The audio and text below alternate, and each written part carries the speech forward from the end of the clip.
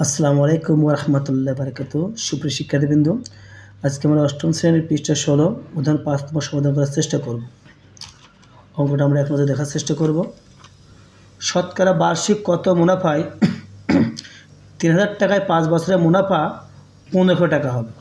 আগে আমাদের শনাক্ত করতে হবে ৩,০০০ টাকাটা কী, অর্থাৎ ৩,০০০ টাকার ৫ বছরে, এটাই আমাদের মনে রাখতে হবে যে পি, আর ৫ বছর অর্থাৎ একটা এন, আর ১৫০০ টাকা মুনাফা আই। তাহলে আমার সূত্র আগে আমরা প্রয়োগ করতে পারি। প্রশ্ন চাই যে বার্ষিক কত মুনাফায়, তার এখানে চেয়েছে হার কত। তাহলে আমরা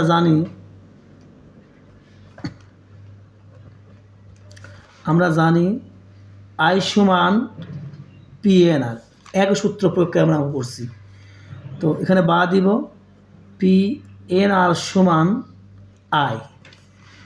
যেহেতু পির মানটা দেওয়া আছে, এনের মান দেওয়া আছে, আর মুনাফা দেওয়া নেই আর, তো সেক্ষেত্রে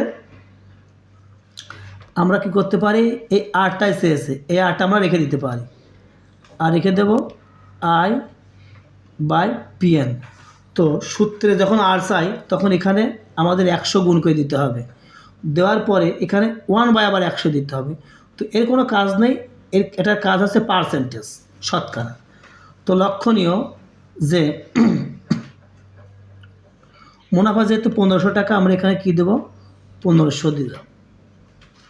এখানে ১০০ সূত্র অনুযায়ী পি যেহেতু আসল, আমরা এখানে দিতে পারি কি ৩,০০০ টাকা, আর এনটা যেহেতু বছর ৫ বছর ৫, তো 1 বাই ১০০।